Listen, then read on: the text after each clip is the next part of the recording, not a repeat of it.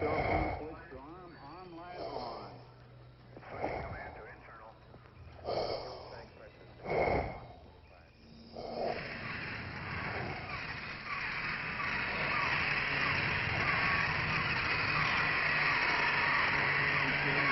The subways for the endless ride from Battery to holy Bronx on Benzedrine until the noise of wheels and children brought them down, shuddering, mouth-racked and battered, bleak of brain, all drained of brilliance in the drear light of zoo.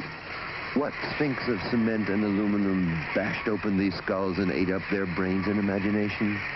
Moloch, solitude, filth, ugliness, ash cans and unobtainable dollars, boys screaming in armies, children weeping under stairways, old men sobbing in the parks.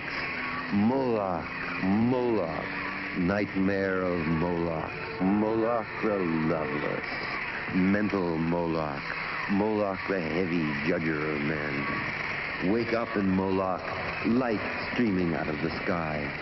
Moloch, Moloch, robot apartments, invisible suburbs, skeleton treasuries, demonic industries, monstrous bombs.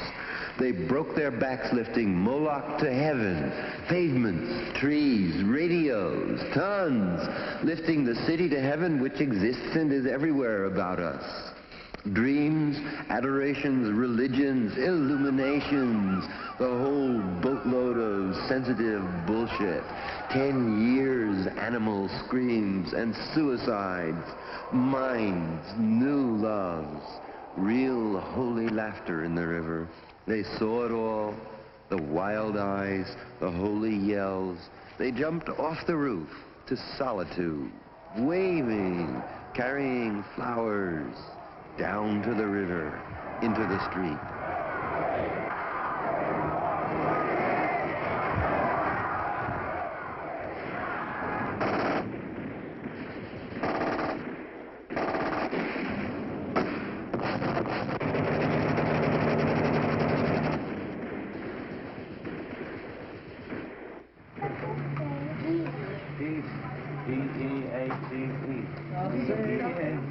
Give peace a chance. All we are saying is give peace a chance. All we are saying is give peace a chance. Etc. All we are saying is give peace a chance.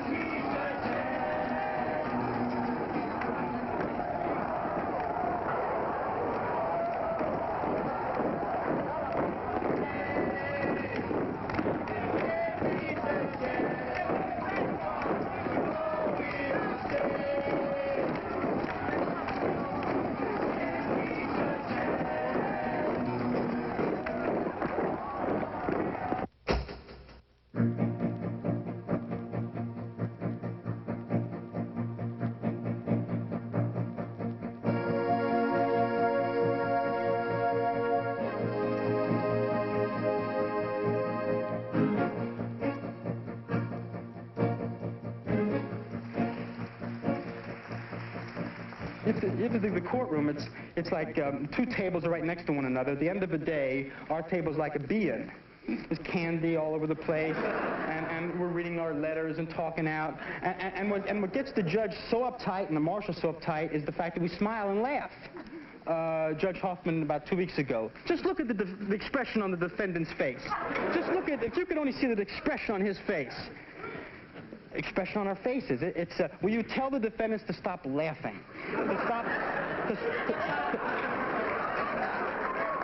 We have to tell the defendants to stop smiling.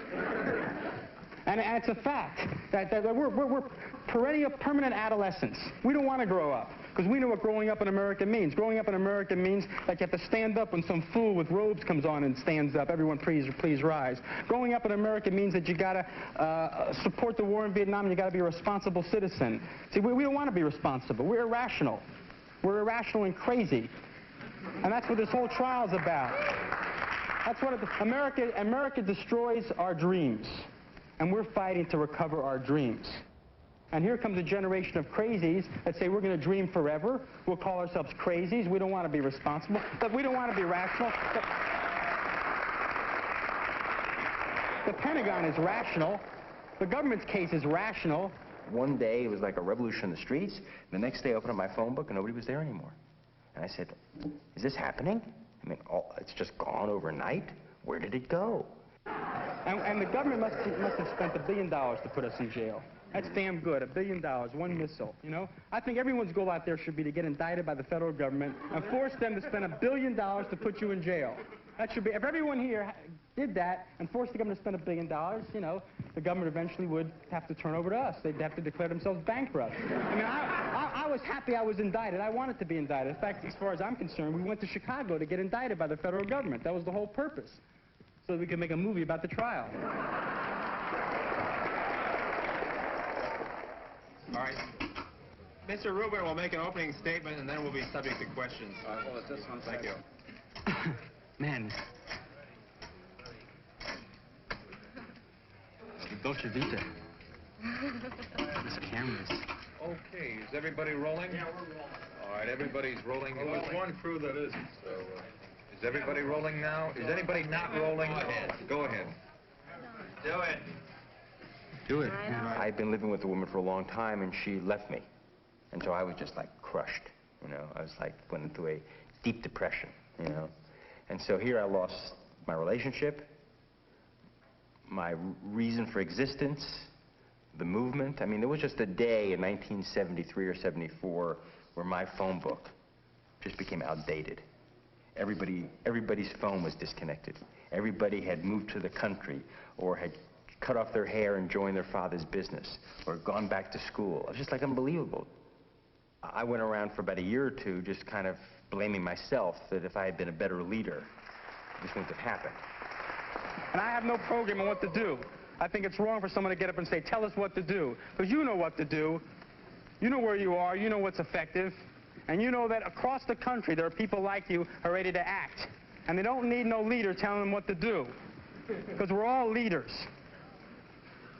They don't need anyone giving orders. They don't even need anyone giving instructions.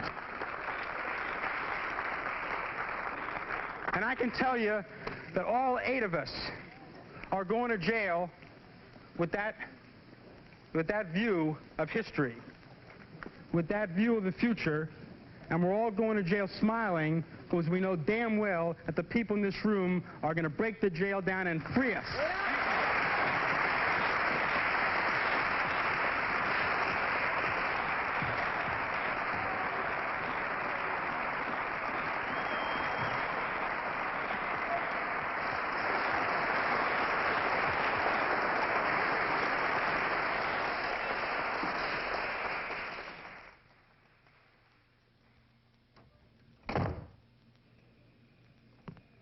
Okay, this is a restaurant that used to be a very famous seafood restaurant that's been closed a year and a half. It has a magnificent space, unbelievable space.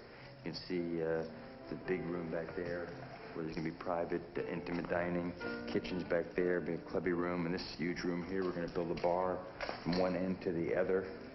We're going to keep the old world, home-like, ancient quality of the place. It's not going to be modern. It's not going to be high-tech. It's going to be a wood floor.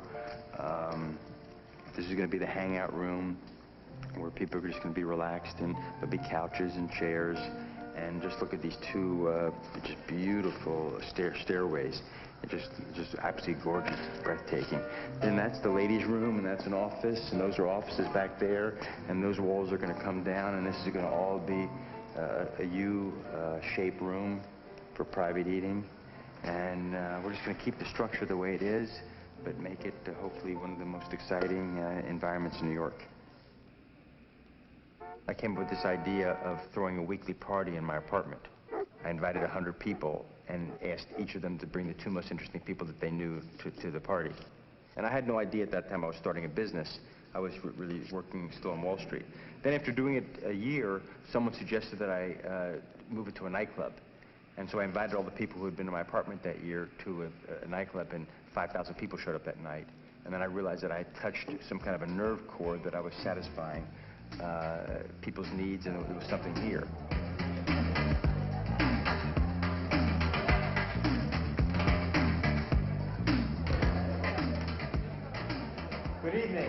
everybody. My name is Jerry Rubin, and this is Mimi Rubin, my wife and partner. Welcome to the Every Wednesday Network Party of Palladium. Tonight's a special occasion because it's the official Republican caucus, and the results will be announced in hopefully 1 or 2 minutes. Next week is the Democratic straw poll. The following week, we have Astor Place, which is a fabulous hair salon down here. It does a lot of people, and they're going to invite all their clients. And everyone gets a free haircut. Anybody who wants one gets a free So haircut. while the dancing's going on, there's all the hair cutting going on. It's a spectacle. We did it last year. Very interesting. Yeah, very interesting. The next week, we're having a computer night with a lot of high-tech, wild things happening here on the dance floor. Then I've developed a whole technology of inviting people with theme parties, lawyers' night, doctors' night, Wall Street night, advertising night, and it would be like lateral marketing, inviting people from each industry to come. And then we'd have co-hosts, and it got a lot of press attention, and a reporter in Chicago wrote a story saying that Jerry Rubin, who was a yippie, is now trying to become a yuppie. Running every day, bicycling every day. I walk upstairs, trying to take elevators. But more importantly, I try to, I don't eat fatty foods. And I'm on kind of a Pritikin-oriented diet. Just try to keep cholesterol out of your body, keep your arteries clean. It's a combination of exercising daily, almost taking exercise like brushing your teeth, you know, just an inevitable part of the day, and eating well, and being optimistic.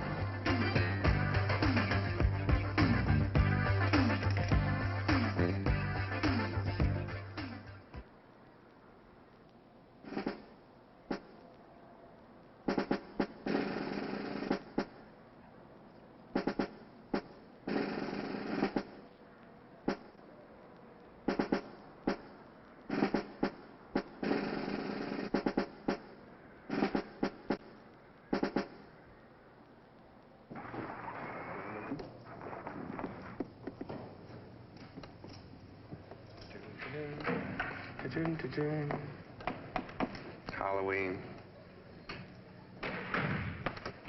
Bum bum bum bum bum.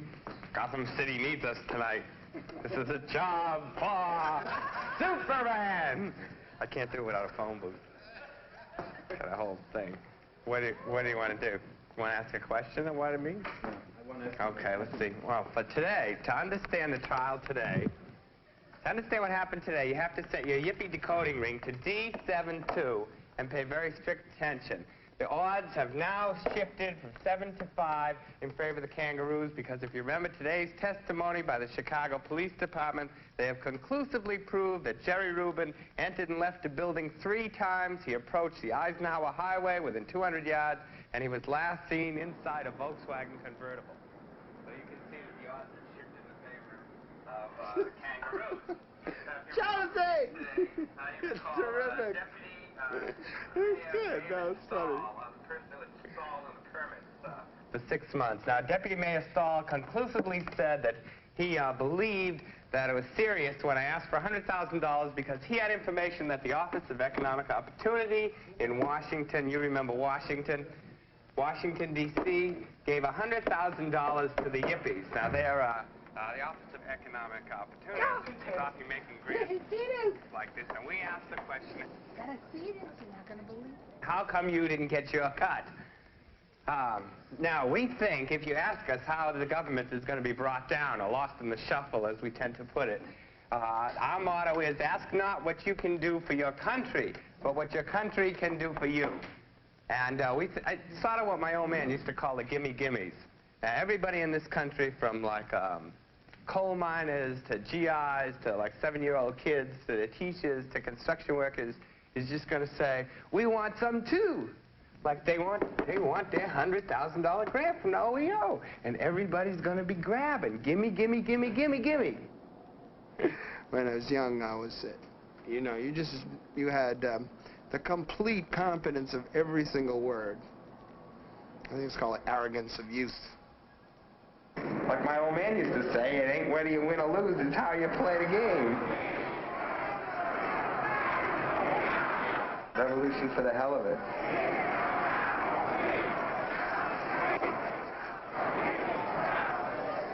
Evil men. They want to destroy everything we hold sacred, form a national liberation front here in America, corrupt our youth, send kids in a battle, they stay back, they stay in hotel rooms.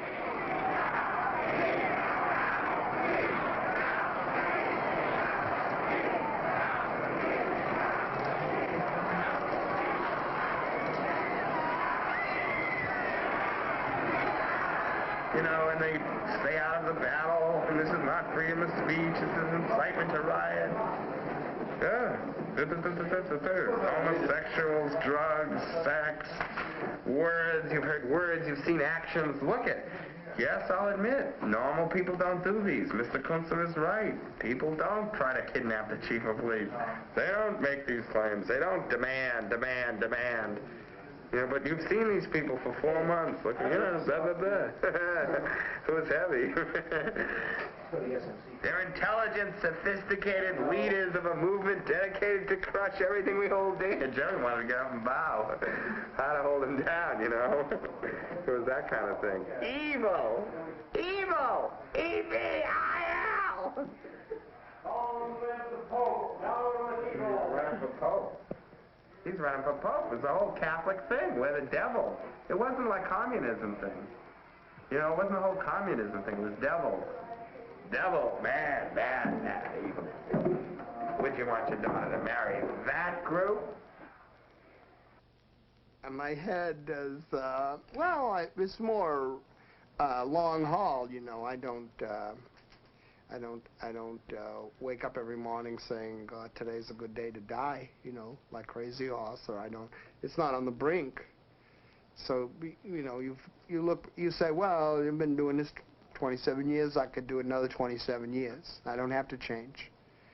I got away with it this long, I can just keep doing it, so I don't have to change.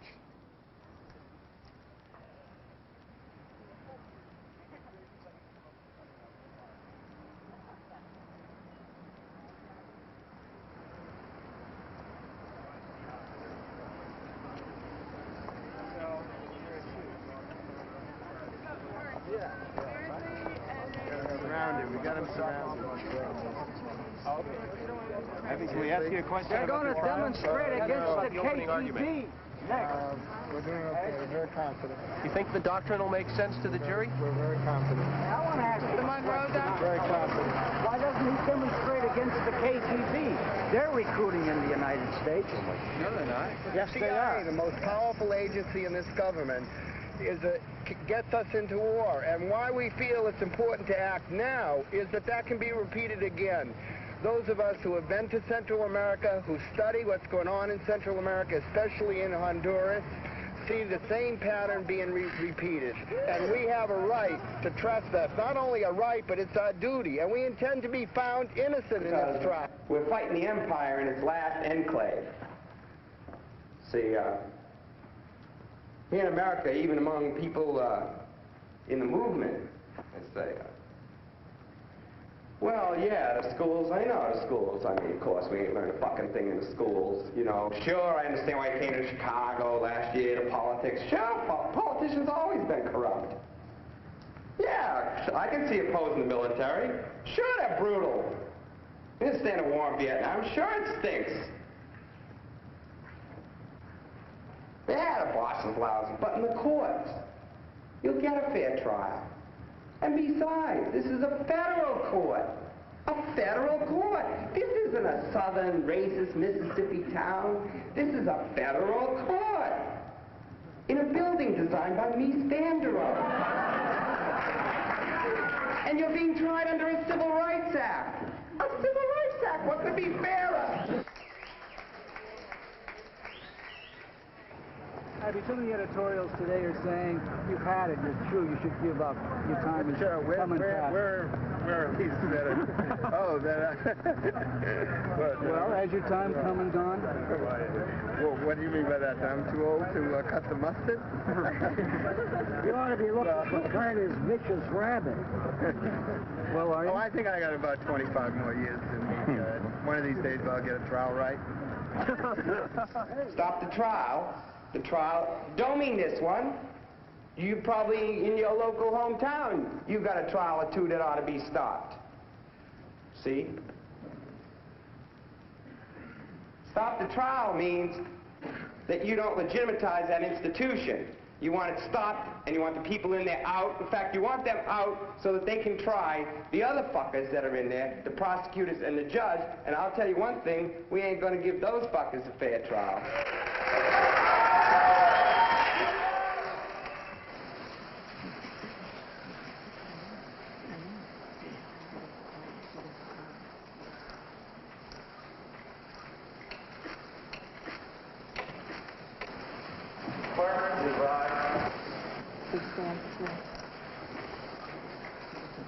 Let's say you, Madam Poor Lady, guilty or not guilty of the alleged complaint of trespassing? Not guilty.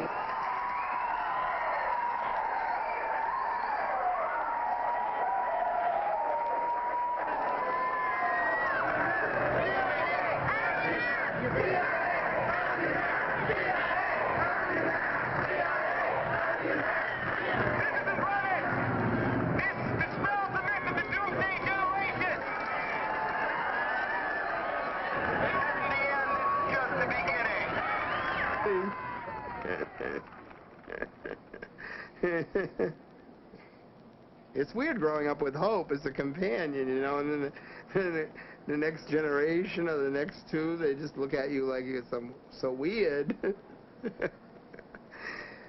Because, see, we're trained that each generation's going to be more radical or more silly than the next. And you wake up and you say, my God, I'm sillier and radical than, than kids, so.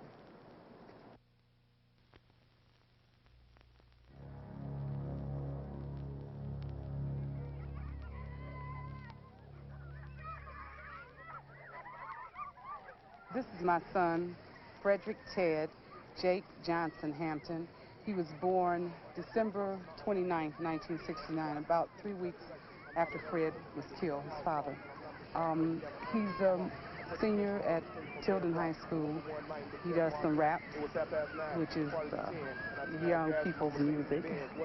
And he likes to draw. He's into art and read, studying to be a Muslim. And this is Fred. With our love, I'm a God, send the messenger from above, messenger of good, delivered from evil. And I guess I kind of made him my reason for wanting to live. When he was born, although in the revolutionary spirit, I thought I wanted to see his birth. There was a fear there of seeing blood. And I was very protective of him from the moment he was born. He's like his father. He has a temper, which is and a lot of mannerisms that his father had speaking. I noticed that when he was a baby, and it was really strange, kind of difficult to deal with. He reads a lot of things about his father, and occasionally he brings books home, pamphlets, and mine. Have you seen this? You know, this is something about the Black Panther Party. This is something about my dad.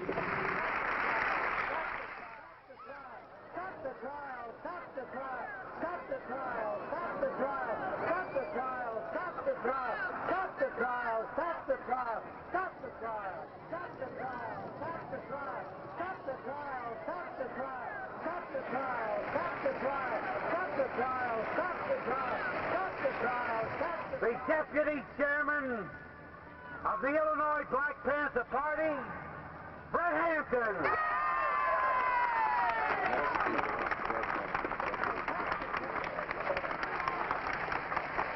All power to the people.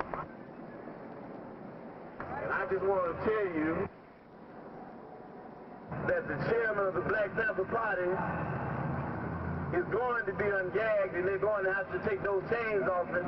But they're only going to have to do that if there's enough organization and if there's enough education and if enough people know about the chairman's plight. And that's our job. That's what we're going to have to do.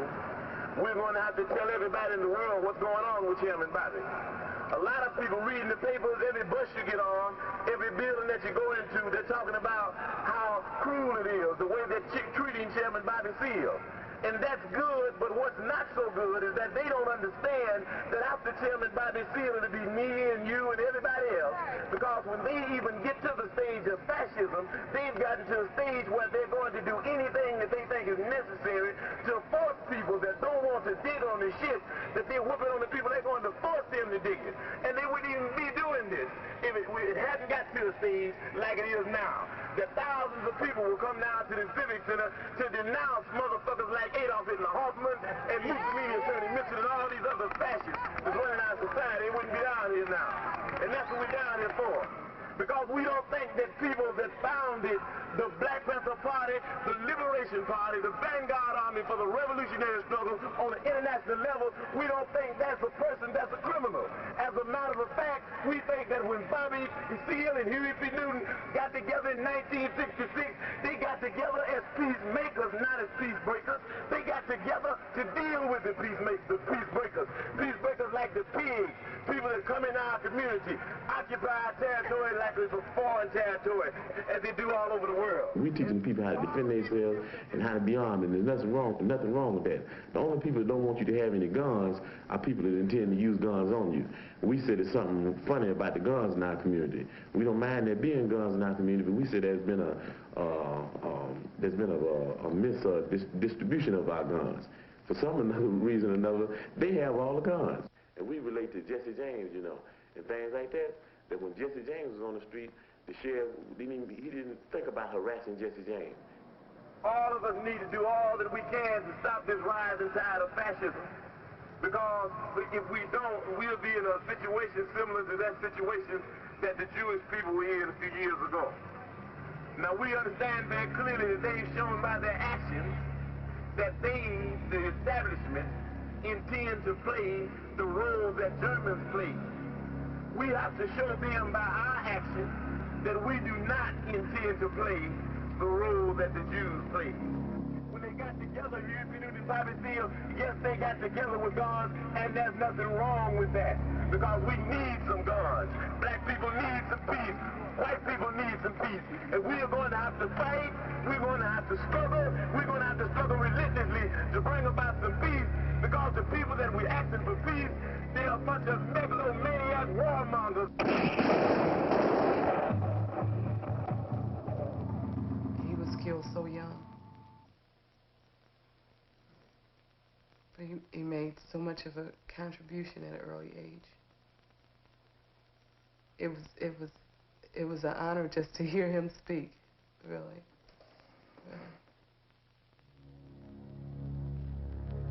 Fred Hampton was a prince of a man. Fred Hampton was a man. Fred Hampton was a black man. Fred Hampton was a Black Panther. Fred Hampton was a bad motherfucker.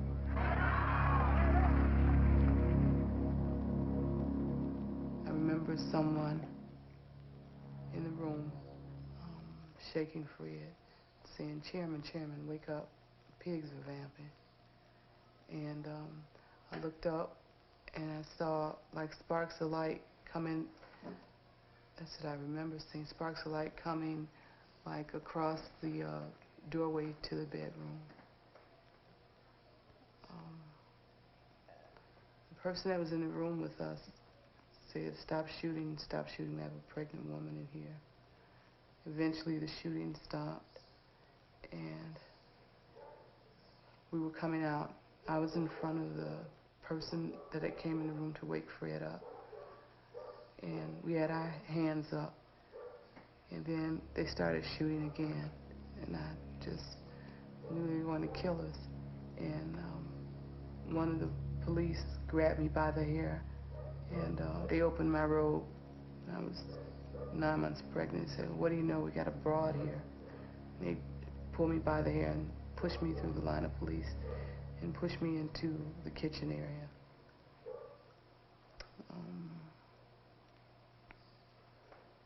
I think the shooting started back again. And I heard somebody call from the area in front of the kitchen area. He's barely alive. He'll barely make it. Shooting starts again. I heard a male voice again say, "He's good and dead now." In my mind, I kept reciting the 10-point program in my mind because I didn't want to focus in on what was happening. Because I just knew that they wanted to just kill us. I asked one of the police officers for a safety pin to pin my rope. This is winter time, the doors were open. And they took us out last in the snow. I just had on the house shoes, put us in a paddy wagon, and locked us up. One police station we went to, they had 2 officers. They did the good cop, bad cop routine, and trying to get information. A reporter came in and wanted an interview. And I remember telling him, you just have to explain to the people that we're living in a fascist society. He got really upset and walked away.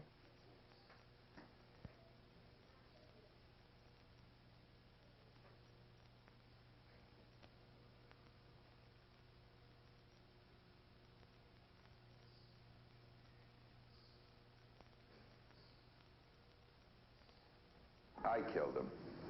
I killed him. And when I say I mean all the white people in the United States killed Fred Hampton, just as we've killed every black man, because we stood by, racist all of us, and watched the society continue a slavery that was supposed to have died 100 years ago.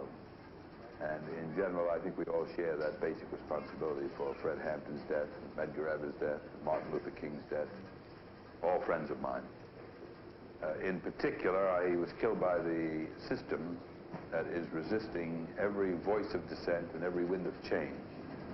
In great particular, the state's attorney, Edward Hanrahan, killed him because he ordered the execution of a search warrant on a house which he knew contained Panthers and who he knew would shoot if their house was invaded. So he took a warrant which was signed in the early afternoon of the day before and executed it at 4:45 or so in the morning, at an hour when trouble was sure to erupt, when a warrant of that sort was attempted to be served. And what were they looking for? They had a tip there were some guns. Well, everybody knows Black Panthers have guns. There's no secret about that. So he was looking to provoke what he would like to call a shootout. The officers shot people dead in their beds and then claimed there was a shootout.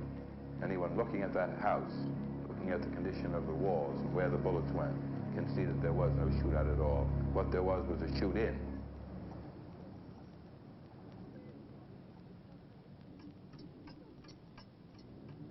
In the intervening years, nothing has changed to alter my opinion as to the truth of those remarks I made when I was angry, when I was in Chicago with the Chicago conspiracy trial when Fred was killed on December 4th of 1969.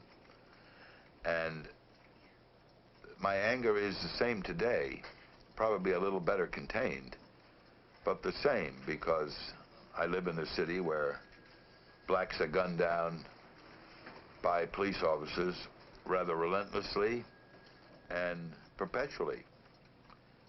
And unless it is understood, we're going to have a continuum of this kind of society. And the word racist is not necessarily a moral term. With some people, of course, it is.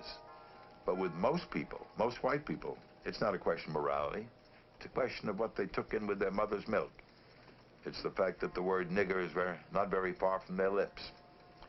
It's the fact that they really probably feel inside that white people are superior to other ethnic groups.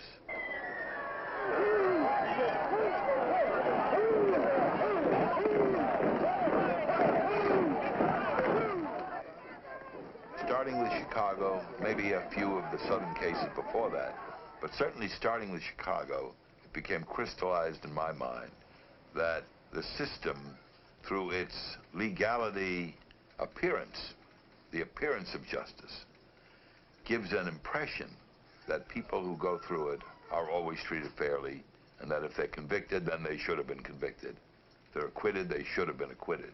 And that's the terrible myth of organized society, that everything that's done through the established system is legal And that word has a powerful psychological impact. It makes people believe that there is an order to life and an order to a system, and that a person that goes through this order and is convicted has gotten all that is due him. I suspect that better men than the world has known, and more of them, have gone to their deaths through a legal system than through all the illegalities in the history of man. 6 million people in Europe during the Third Reich, legal. Sacco Vanzetti, quite legal. The Haymarket defendants, legal. The hundreds of rape trials throughout the South, where black men were condemned to death, all legal. Jesus, legal. Socrates, legal. And that is the kaleidoscopic nature of what we live through here and in other places. Because all tyrants learn that it is far better to do this thing through some semblance of legality than to do it without that pretense. The same thing, the same kangaroo court atmosphere that exists in Chicago exists here, except it's disguised more. They don't yell, they don't shout. Their tones are modulated, they seem reasonable and rational, and the cases are more serious, the opposition more restrained, and yet just as vicious as it ever was. I guess the real thing is that we are a dying civilization. Insidiously, the foundations are being washed away. Unless we can regain compassion and humanity, we're doomed. And maybe good riddance.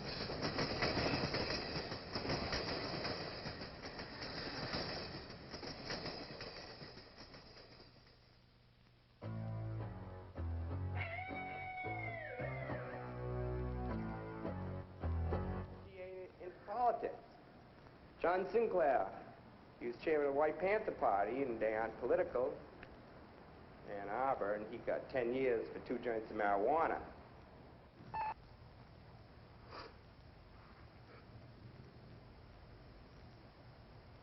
It'll take me a minute to do it.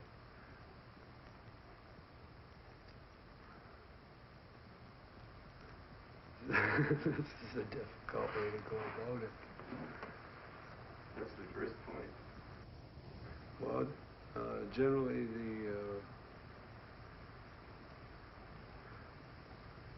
White Panther program is cultural revolution by any means necessary. We've drawn up a 10-point program. First point is full endorsement and support for the Black Panther Party's 10-point program. Point 2 is total assault on the culture by any means necessary, including rock and roll, dope, and fucking in the streets. We believe that it's time now. We believe that the general social structure of the Western world is crumbling, and that now is time to increase the assault on this culture.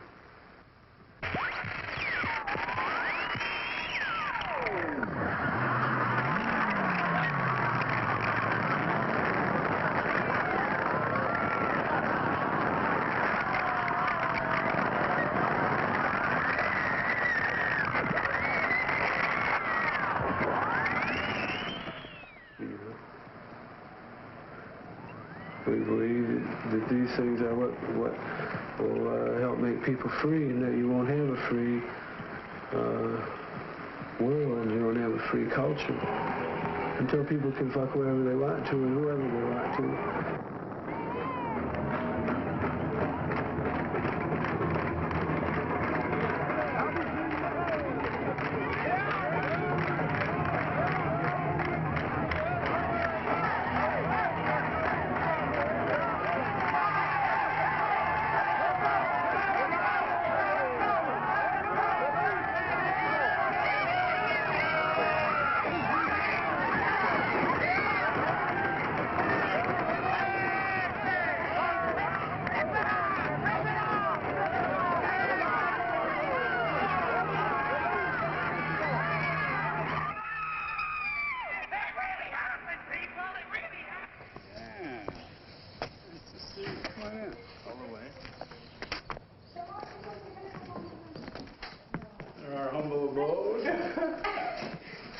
Yeah, you caught us at a bad time here. We're just fixing up. Yeah, lovely painting crew here.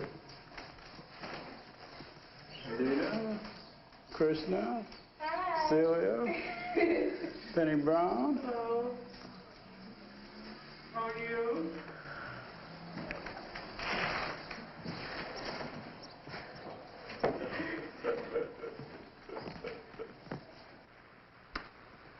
We demand free exchange of all goods and all materials. And we demand the end of money. Because money, we believe that money is just a ruse. It's been set up so one group of people can control another group of people. We believe that nothing costs anything in reality. That the only two elements there are in anything that's needed in a culture are labor and materials. The materials are provided by the earth. Labor is provided by people. These don't cost anything. But we believe we demand free food, free clothes, free dope, free music, free medical care, free housing, consults his notes, free transportation, free everything for everybody. There it is. There's no reason why this can't go into effect right now. The fifth point is free access to the information media and to the technology for all the people. We believe that people should be able to have control of television stations, radio stations, that we shouldn't have to put up with the crap that we get from these people now because they want to keep our vision limited and they don't want us to see what can be done with this stuff. We believe that schools and all major buildings should be turned into crash pads and given to students. Students should be relieved from their classes. That's all students at all levels.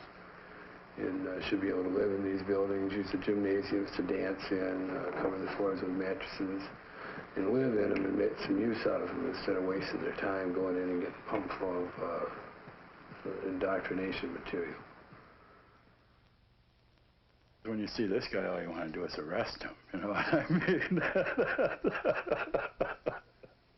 I mean, if somebody walked up to me today and started talking like this, I'd probably be frightened, you know. Way to get this guy out of here. You realize when you watch something like this, what people always mean when they say, wow, you changed so much, you know. On the inside, you're still the same person, but you watch this, you can see what they're talking about anyway, you know. I was like, what do you mean I changed so much? You know, I'm listening to the same records I listened to then, you know. I'm in the same place, you know. All these things are the same. Free all prisoners at once. They are our brothers. We demand an end to conscription and, in fact, an end to armies altogether. Because they are necessary. If you haven't got private property, you haven't got nothing to defend. Bob Dylan says if you ain't got nothing, you got nothing to lose. 10th point, free all the people from their leaders. Leaders suck.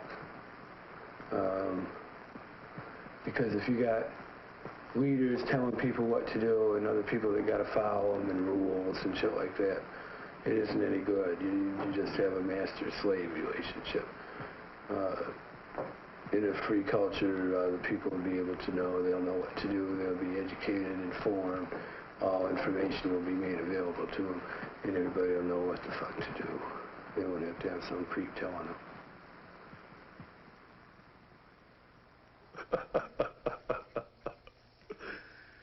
Oh boy. What do you think about winning over the broad masses of the people and organizing a broad revolutionary movement? You know, it's... you can't do it like that. You know, I don't know how you can do it here, obviously, or I'd probably give it an attempt, but... And then, since then, mostly family life has been of paramount importance to me. Typical day, Sinclair Brown on his own. Never does a morning go by without fresh croissants and...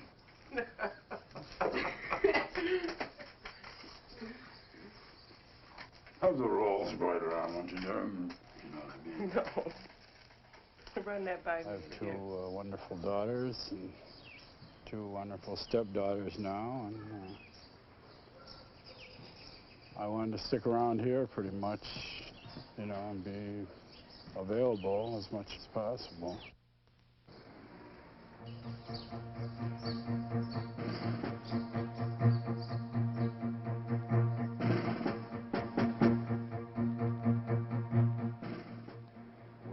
We don't recognize a cultural revolution.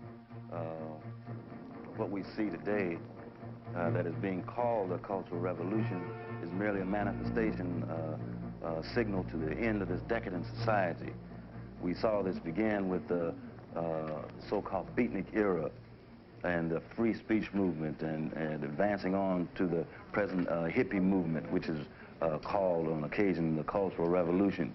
And this is just a manifestation of the frustrations on the part of the sons and daughters of the bourgeoisie. Now, their parents had to spend all their time and energies working to try to accumulate capital to rip off a piece of the American dream. Well, their sons and daughters come along, and because their parents had engaged in this, they didn't have to spend their time at that. And they looked around to see what kind of a heritage their parents were leaving them, and they rejected that. They didn't like what they saw. Because when they look around, they do not even have any heroes they can relate to from their own heritage. See, George Washington, all those cats, they're out the window, you see, and they start tripping out into other ethnic groups' cultures, like the Indian culture, you know, Hinduism, astrology, all of that, you know, going around even dressing like Indians, etc. Their heroes, their posters they have on their wall are primarily of third world revolutionaries, Che Guevara, Fidel Castro, Huey P. Newton, Mao Zedong, Ho Chi Minh. You see, in order to have a true cultural revolution, we first must have a true revolution. And the definition for revolution is a complete and radical change, the overthrow of one system and being replaced by another, only after we deal with the economic base, which would be to smash and destroy this capitalist society, could we start talking about a true cultural revolution. People who would like to give other meanings or talk about other types of revolutions, these are the same people that try to propagate the madness that there's no difference between Rockefeller and me. You see, and that's a motherfucking lie, because he's got all the money.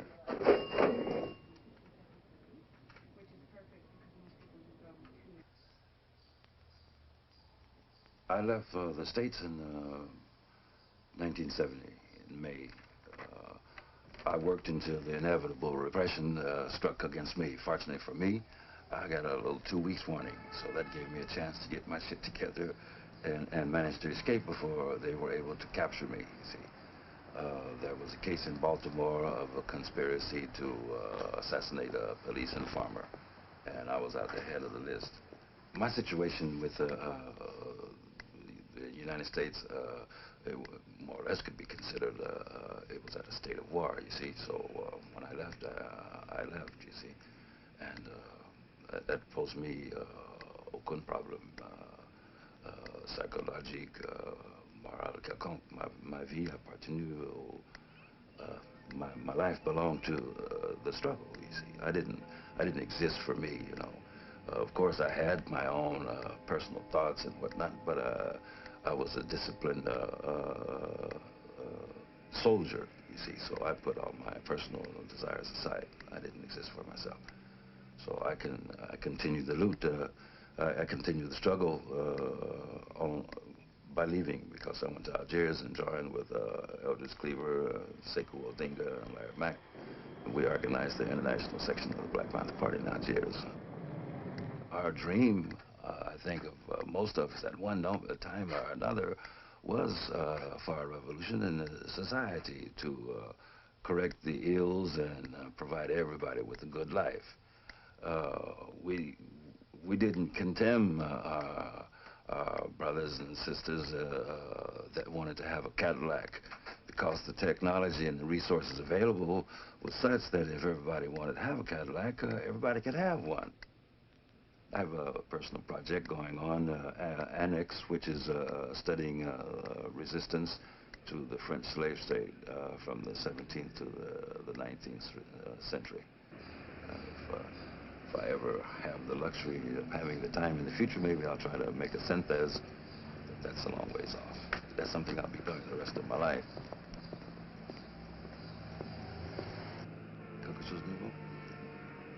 Oui, mais pas tout à fait sur ton sujet.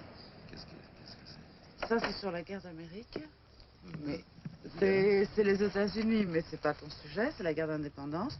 Bien qu'on parle un petit peu de la Martinique. Là, je suis sur la page Barbade, Martinique.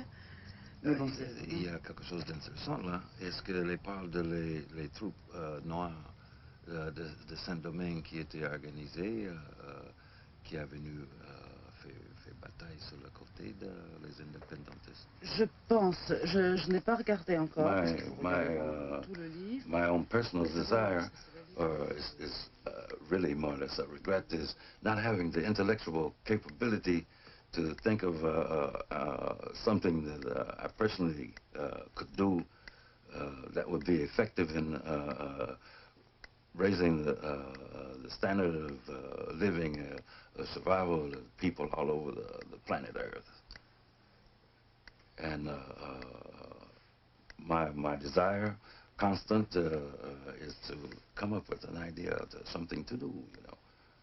And I've run across other people that seem to be in those kind of situations, but up until now, no one seems to have come up with an idea of anything in concrete that we could do that would really be effective in bringing that about, you see. So I just could not live in a country like the United States and just not do anything. I wouldn't want to live as a fugitive because any work would have to be done on an open or legal basis. You know, the conditions don't exist in the United States for a completely clandestine struggle. So I could not just live there. So I've never had any problems about longing regretting to not be able to go back or be home. So I'm satisfied here. I'm anonymous. I can go around and do anything I want as long as I don't break the law and nobody cares. And that suits me fine, you see. Because I don't want to attract any attention, you see. I don't want any attention.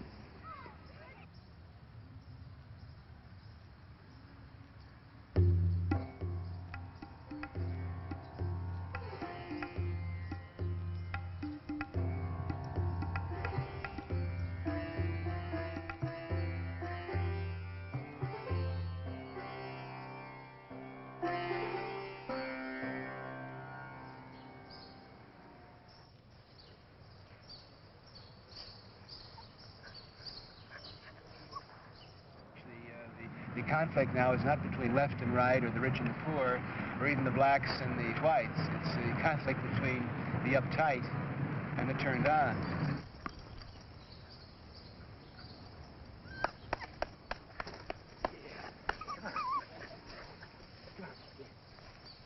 Oh, you're a good boy, yes. Now show me I can run. Ready? Go. There. That's Cary Grant's house right there, or was Cary Grant's house.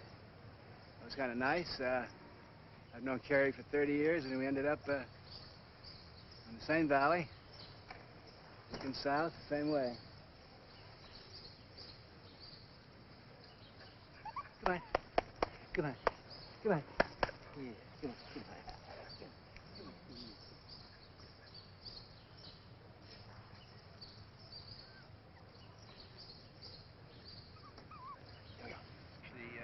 The conflict now is not between left and right or the rich and the poor or even the blacks and the whites. It's the conflict between the uptight and the turned on.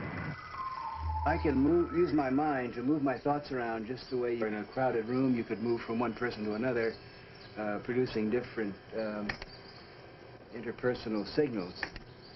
And this goes on for, there are over 3,000 of these little micro events. See that? Now, that was a big thought jump because I went from being very easygoing or lazy over to gloomy. This is called Mind Mirror, and it's one of a new genre of software programs that allow you to take your thoughts, digitize them, put them on screens, move them around, change your thoughts, communicate your thoughts clearly to other people. And the aim of this is to give you the user, the person, the individual, the power to change what's on the screen. Because in the 20th century, if you can't change what's on the screen, if you can't orchestrate and direct and move these electrons around, your mind and your life is being controlled by the people who do control the screen. That's ABC, KGB, NBC, CIA.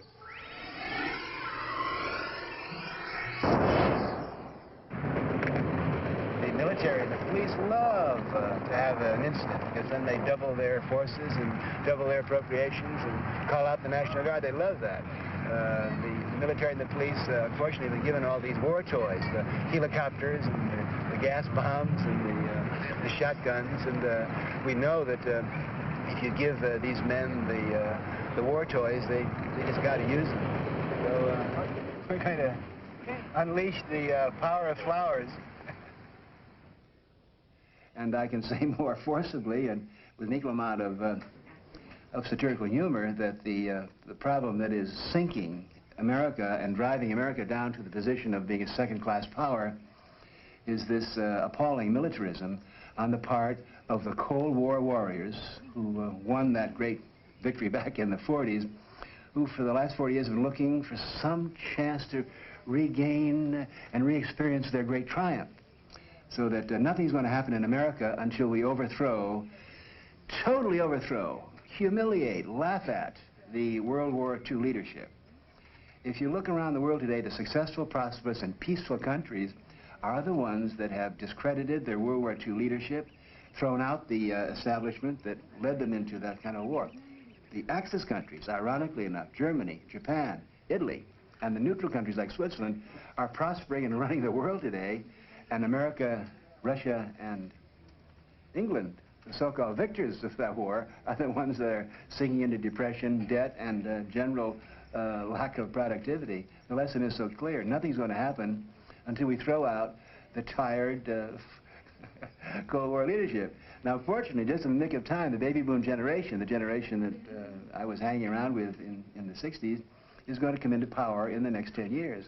And the first thing they'll do is shake up and renovate the military establishment and put in generals and admirals and military leaders who share the 60s sensibility of a peaceful, harmonious, intelligent, cooperative, productive, enjoyable, consumer-rich society. So I'm rather proud, looking back then, at how prophetic my words were. It's sure taken a hell of a long time, though, to get rid of those police and military with their toys, but the time has come now to do it, I hope. I'm not wise, I'm a quick learner. It's much better in the information age to be a fast take, to be a quick copy, to be a quick learner, than to be a heavy-duty, wise person with your tomes of knowledge and your PhD. Anyway, that's just my opinion. The conflict now is not between left and right, or the rich and the poor, or even the blacks and the whites. It's the conflict between the uptight and the turned on. I suppose that's no more offensive than any other generalization or polarity of the time. It was a period of windbag gaseousness, and we looked all right. And we kept a certain sense of humor.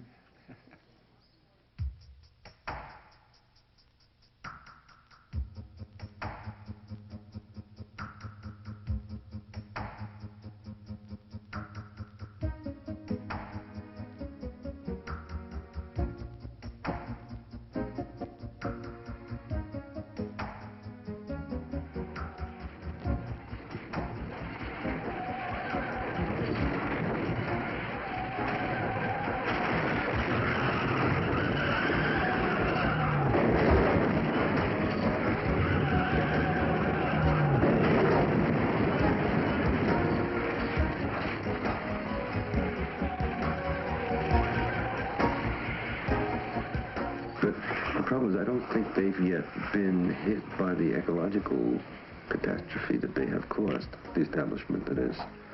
Because the whole point is that karma, the old Indian word, meaning like cause and effect, where, you know, if you eat meat, you turn into a meat-eating piece of meat.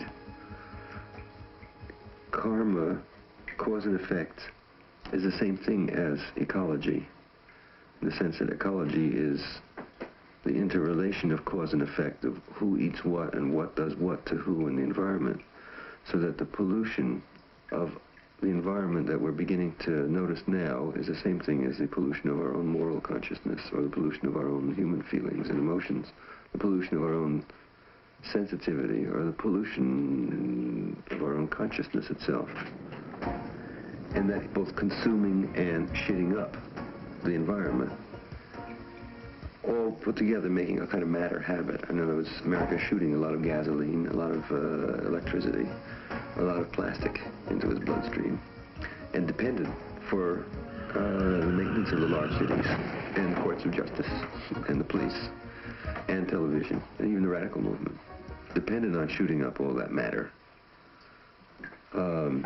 Like matter junkies, it puts the United States in a very weird karmic position, or a very weird ecological position, that in order to maintain the present standard of living and maintain the American way, we're literally going to destroy the planet, which will destroy the American way anyway.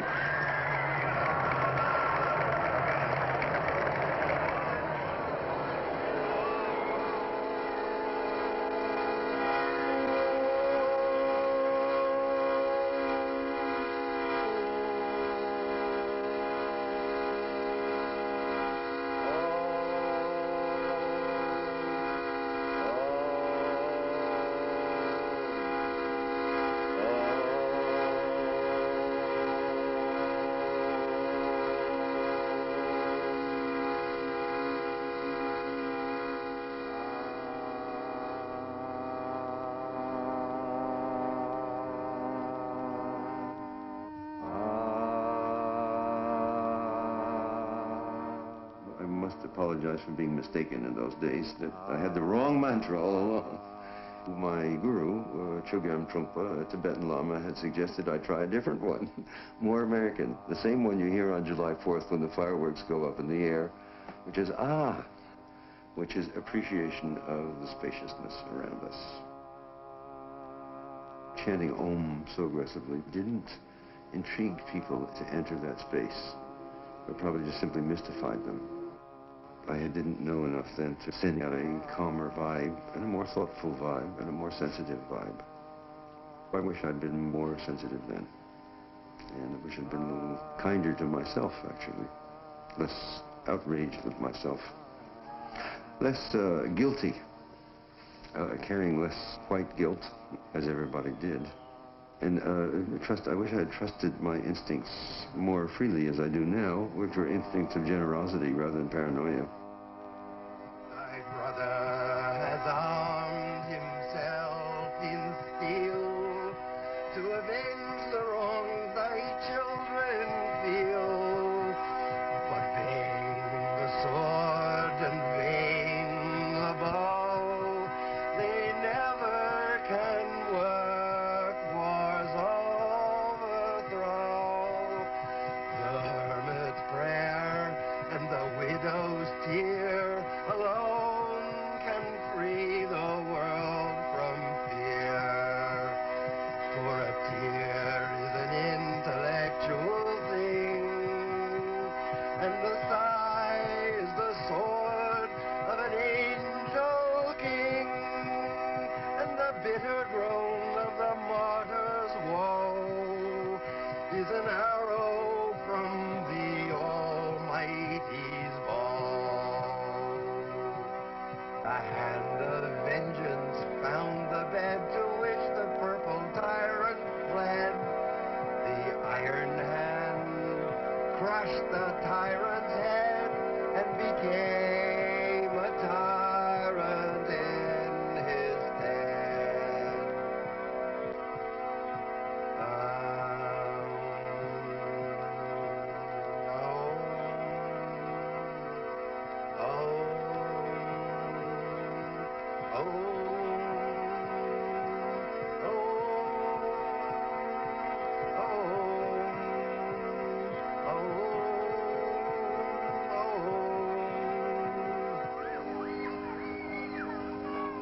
Born in this world,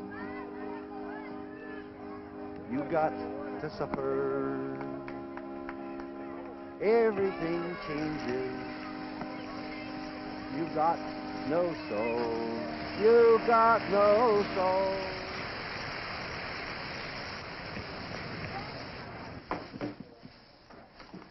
I had tea every morning almost a decade looking out of my kitchen window before I realized it was my worldview, August 18th, 1984. Harry Smith, archivist, anthropologist, filmmaker, and hermetic alchemist. His last week at Breslin Hotel, Manhattan, January 12th, 1985, transforming milk into milk.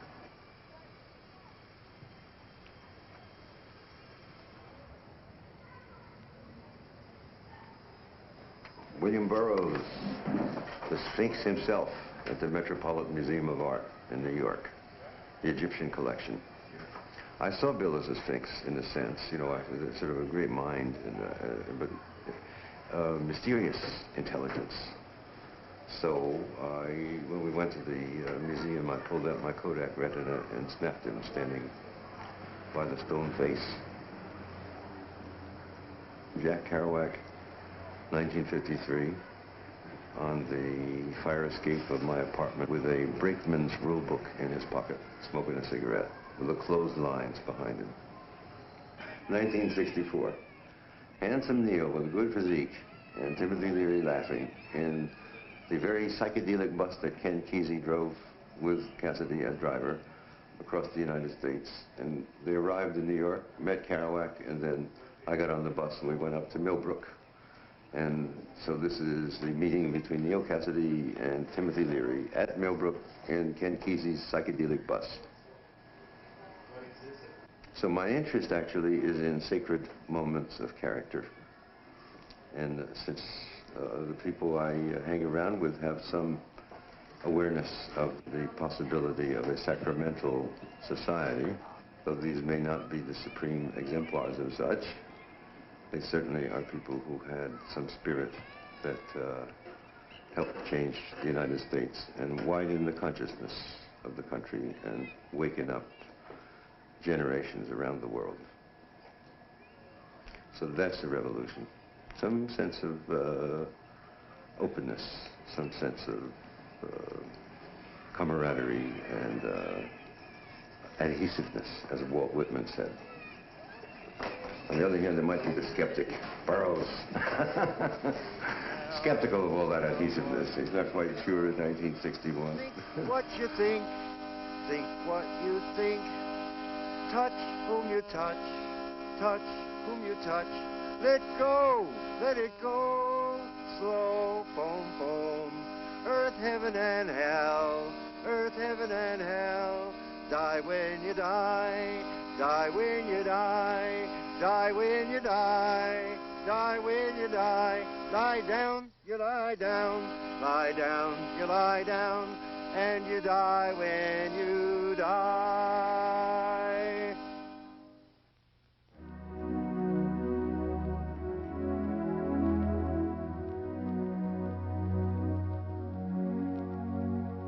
Despite all my dire forebodings about the future of this country, I feel that I, on the personal level, have had a good and fruitful life.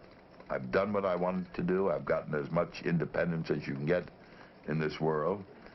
I feel that I've lived the way I wanted to live. How it ends up, I don't know, but I'm so far along the road now that maybe the short journey left becomes inconsequential in that respect. I've done over 40 years of lawyering in many parts of the world, in almost every state in the Union. And I've had these marvelous people like Martin King, Malcolm X, Adam Clayton Powell, the Freedom Riders, the inmates of Attica, the Catholic anti-war activists, the Black Panthers, and so many others, that it's just a fruitful thing for me. It's made me feel important. It's made me feel significant. Whether I am or I'm not becomes inconsequential now. And I think that I don't think I would change it if I had the power to do so. If some miracle worker came along and said, Bill, go back now, you're 21, now start all over again, I would probably walk the same road that I've walked now. And I was damn lucky to be able to walk it.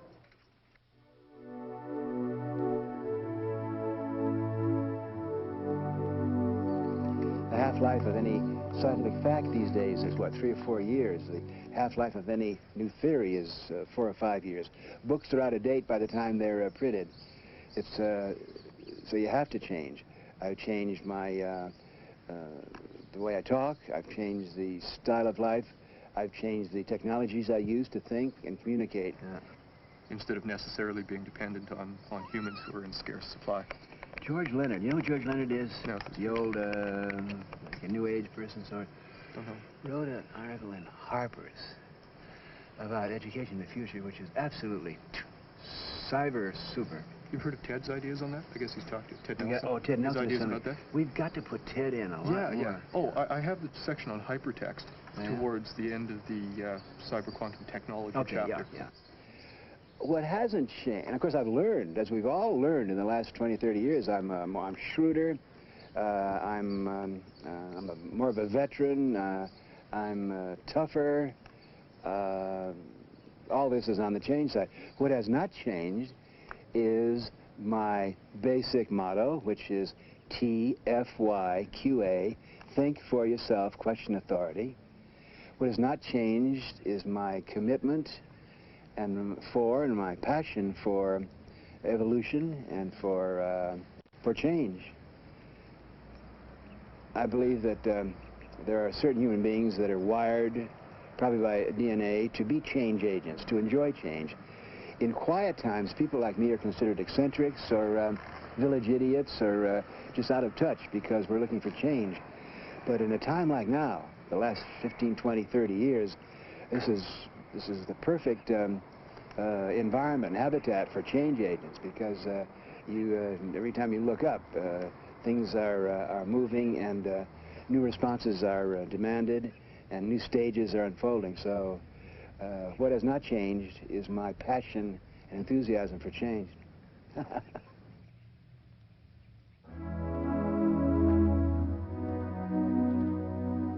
In a way, if you take the speeches of the 60s,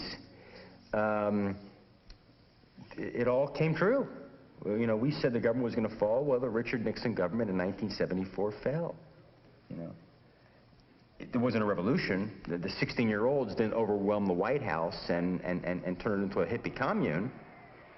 But what happened was we reawoke the sleeping conscience of America. The United States voluntarily removed its military power from Vietnam and threw Nixon out of the White House. All of a sudden, it became very difficult to say who the enemy was anymore. Who's the enemy? And America knows that we've rejected everything it stands for, that we've rejected its goals, and that we don't want a home in the suburbs. We fuck the suburbs. We came from the suburbs. We want to burn the suburbs down. In a way, I believe the opposite now. It's a fantastic opportunity to grow up in America, because this is a country that does allow you to dream, in a way because of the 60s. We're not interested in working for money. We're not interested in working for diplomas. What the fuck is a diploma? Anybody here? Why is anybody in the school? You want a diploma? The yippies print free diplomas. At the end of this, if you're in school to get a diploma, just see me afterward. I'll get you a free diploma, signed by anybody you want it signed by. Getting a diploma just admits that you're able to be bored. Because we accuse America of boredom. That's a crime. Because there's no payoff. There are no heroes anymore. Now we were rebelling against a society that had the wrong heroes and had the wrong role models and was very restrictive and punishing. Okay, so we won. So now you can do anything. I think the best part of my life right now is I'm happily married and have been so for 10 years. And never thought in the 60s, when relationships were always politically tested, that I would just have such a natural, loving, I think, equal relationship. And I'm just very excited about becoming a father.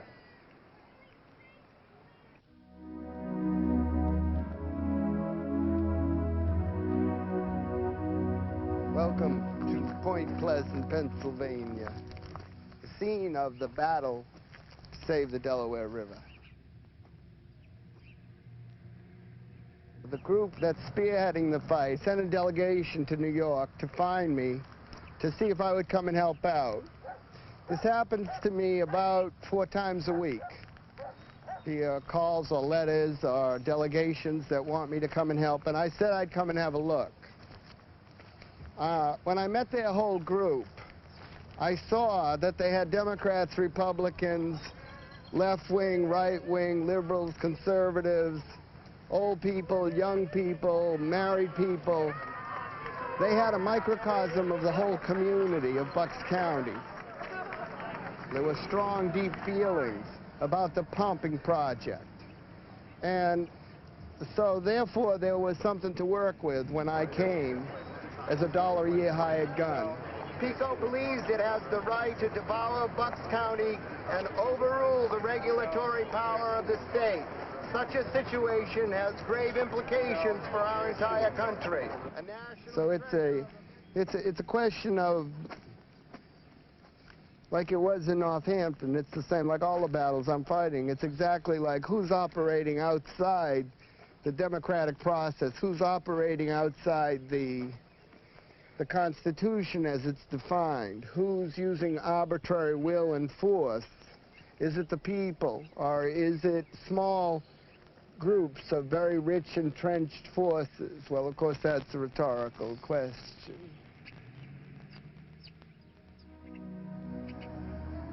Something Mark Twain said about rights.